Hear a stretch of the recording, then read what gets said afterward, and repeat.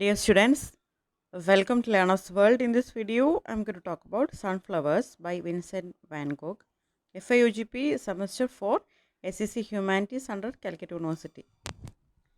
Summary of Sunflowers. Van Gogh's Sunflowers series is among his most famous works, painted in oils. These paintings uses different shades of yellow and show sunflowers as a symbol of gratitude and friendship. അപ്പോൾ sunflowers എന്ന് പറയുന്നത് സൂര്യകാന്തി പൂക്കൾ.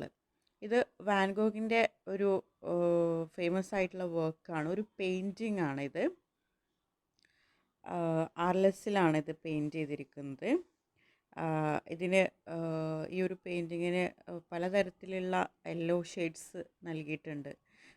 അതുപോലെ ഈ sunflowers നന്ദിയുടെയും അതുപോലെ സൗഹൃദത്തിൻ്റെയും ഒക്കെ സിമ്പിളായിട്ടാണ് consider ചെയ്യുന്നത്.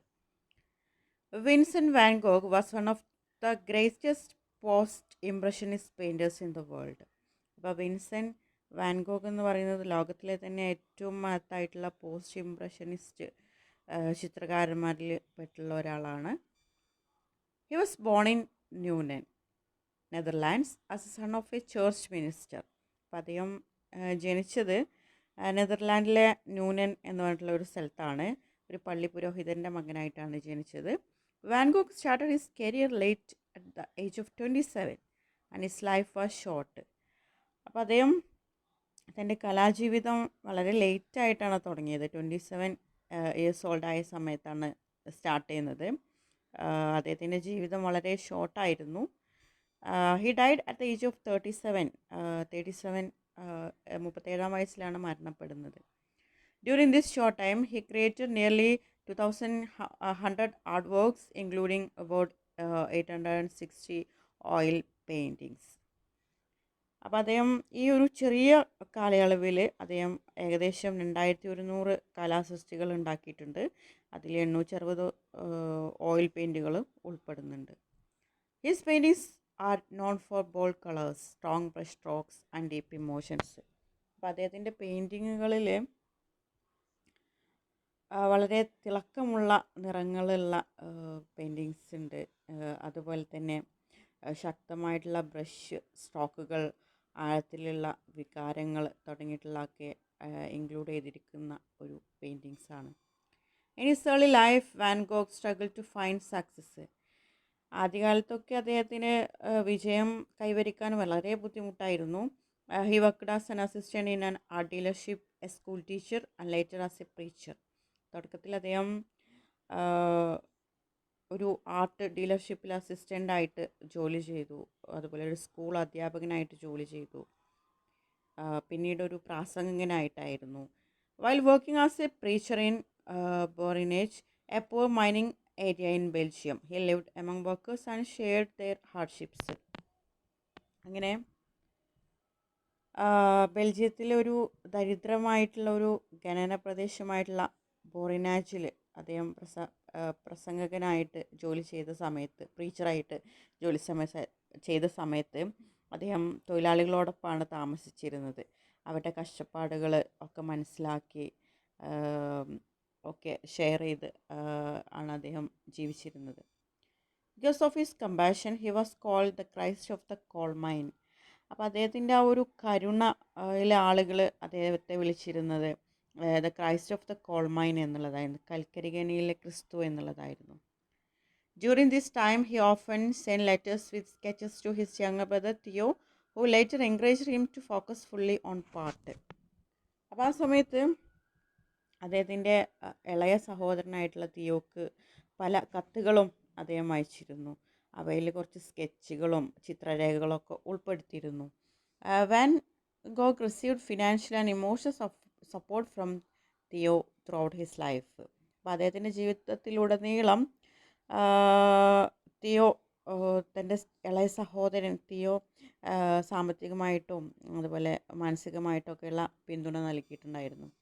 While living in Newnan, he painted farmers and workers, including his famous painting, The Potato Eaters. അദ്ദേഹം ന്യൂനനിൽ താമസിക്കുന്ന സമയത്ത് കർഷകരുടെയും അതുപോലെ തൊഴിലാളികളുടെയും ഒക്കെ ചിത്രങ്ങൾ വരച്ചിരുന്നു. അതിൽ പ്രശസ്തമായിട്ടുള്ള ഒരു ചിത്രമായിരുന്നു ദ പൊട്ടാറ്റോ ഈറ്റേഴ്സ് എന്ന് പറയുന്നത്. Later in Paris he met impressionist artist like Pissarro, Gauguin and Toulouse Lautrec. അപ്പോൾ പിന്നീട് അദ്ദേഹം പാരീസിൽ എത്തിയ സമയത്ത് പിസാരോ, ഗോഗിൻ, ടിലൂസ് ലോത്രക്ക് തുടങ്ങിയിട്ടുള്ള ഇംപ്രഷനിസ്റ്റ് കലാകാരന്മാരൊക്കെ അദ്ദേഹം കണ്ടുമുട്ടി. Their influence helped him develop a unique style with bright colours. അപ്പോൾ അവരുടെ സ്വാധീനം അദ്ദേഹത്തിൻ്റെ തിളക്കമുള്ള നിറങ്ങളുള്ള ഒരു പ്രത്യേക ശൈലി വികസിപ്പിക്കാൻ സഹായിച്ചു എന്നാണ് പറയുന്നത്. Van Gogh move to Arles in southern France where he painted some of his best works. അങ്ങനെ വാൻ ഗോഗ് ദക്ഷിണ ഫ്രാൻസിലെ ആർലസിലേക്കാണ് അദ്ദേഹം താമസം മാറ്റിയത്. അവിടെ അദ്ദേഹം തൻ്റെ മികച്ച ചില പെയിൻറ്റിങ്സൊക്കെ വരച്ചു. He rented the Ella house and invited Paul Gauguin to live with him. However, their relationship was tense, leading to frequent arguments. അങ്ങനെ എല്ലാ ഹൗസ് അദ്ദേഹം വാടകയ്ക്ക് എടുത്തു. അവിടേക്ക് തൻ്റെ സുഹൃത്തായിട്ടുള്ള പോൾ ഗോഗിനെ താമസിക്കാൻ ക്ഷണിച്ചു. പക്ഷെ അവർ തമ്മിലുള്ള ഒരു റിലേഷൻഷിപ്പ് കുറച്ച് സംഘർഷഭരിതമായിരുന്നു എന്നാണ് പറയുന്നത്. അവർ തമ്മിൽ എപ്പോഴും വഴക്കായിരുന്നു എന്ന് പറയുന്നുണ്ട്. During a mental breakdown, Van Gogh cut off part of his ear and later was admitted to psychiatric hospital. Despite his mental illness, Van Gogh remained highly productive. അങ്ങനെ ഒരു മെൻ്റൽ ഇൽനെസ് ഒക്കെ ആ സമയത്ത് വാൻ ഗോഗിന് വന്നിട്ടുണ്ടായിരുന്നു. അവർ തമ്മിലുള്ള ഒരു സംഘർഷം മൂലം മാനസിക അസ്വസ്ഥതകളൊക്കെ വാൻ ഗോഗിന് അനുഭവപ്പെടാൻ തുടങ്ങി. അദ്ദേഹം ചികിത്സക്കായിട്ട് ആശുപത്രിയിൽ പ്രവേശിക്കുന്നുണ്ട്. മാനസികമായിട്ട് വളരെ ബുദ്ധിമുട്ടുകളൊക്കെ ഉണ്ടായിരുന്നിട്ടും അദ്ദേഹം തൻ്റെ സൃഷ്ടിപരമായിട്ട് വളരെ എൻഗേജ്ഡ് ആയിരുന്നു. ഒരുപാട് പ്രൊഡക്റ്റീവായിട്ടുള്ള ചിത്രങ്ങളൊക്കെ അദ്ദേഹം വരച്ചിട്ടുണ്ടായിരുന്നു. Between 1889 and 1890 he painted around 150 works including Almond Blossom. അപ്പോൾ 1889 മുതൽ 1890 വരെ ഉള്ള ആ ഒരു കാലഘട്ടത്തിൽ അദ്ദേഹം ഏകദേശം 150 ചിത്രങ്ങൾ വരച്ചു. അതിൽ ആൽമണ്ട് ബ്ലോസം പോലുള്ള പ്രശസ്ത ചിത്രങ്ങളൊക്കെ ഉൾപ്പെട്ടിട്ടുണ്ടായിരുന്നു. Sadly he later died by suicide. പിന്നീട് അദ്ദേഹം സൂസൈഡ് ചെയ്താണ് മരിക്കുന്നത്. After his death his fame grew rapidly due to exhibitions organized by Theo and efforts by Theo's wife. അങ്ങനെ അദ്ദേഹത്തിൻ്റെ മരണത്തിന് ശേഷം തൻ്റെ ഇളയ സഹോദരനായിട്ടുള്ള തിയോ സംഘടിപ്പിച്ച ഒരു പ്രദർശനം, അതിൽ തിയോയുടെ ഭാര്യയുടെ പരിശ്രമത്തിലൊക്കെയാണ് ആ ഒരു എക്സിബിഷൻ നടന്നത്. അവിടെ വാൻ ഗോഗിൻ്റെ ഒരുപാട് പ്രശസ്തമായിട്ടുള്ള ചിത്രങ്ങളൊക്കെ പെയിൻറ്റിങ്സൊക്കെ പ്രദർശിപ്പിച്ചിരുന്നു. അങ്ങനെ ലോകത്തിൽ വലിയൊരു പ്രശസ്തി കിട്ടിയ ഒരു സമയമായിരുന്നു ആ ചിത്രങ്ങൾക്ക്. These paintings use different shades of yellow and show sunflowers as symbol of gratitude and friendship. അപ്പോൾ ഈ ഒരു ചിത്രങ്ങളൊക്കെ ലോകത്തിലെ വിവിധ ഇടങ്ങളിൽ അതിൻ്റെ പ്രശസ്തിയൊക്കെ വ്യാപിച്ചു. വാൻ ഗോഗിൻ്റെ സൺഫ്ലവേഴ്സ് പരമ്പര അദ്ദേഹത്തിൻ്റെ ഏറ്റവും പ്രശസ്തമായിട്ടുള്ള സൃഷ്ടികളിൽ ഒന്നാണ്. ആർലസിൽ വരച്ച ഈ ചിത്രങ്ങളിൽ മഞ്ഞ നിറത്തിൻ്റെ വ്യത്യസ്ത ഷെയ്ഡുകൾ ഇതിൽ ഉപയോഗിച്ചിരിക്കുന്നതായിട്ട് നമുക്ക് കാണാൻ കഴിയും. ഈ സൂര്യകാന്തി പൂക്കൾ ഗ്രാറ്റിറ്റ്യൂഡ്, അതായത് നന്ദിയുടെയും അതുപോലെ ഫ്രണ്ട്ഷിപ്പ്, സൗഹൃദത്തിൻ്റെയും ഒക്കെ ഒരു അടയാളമായിട്ടാണ് അദ്ദേഹം ഇതിനെ കണ്ടിരുന്നത്.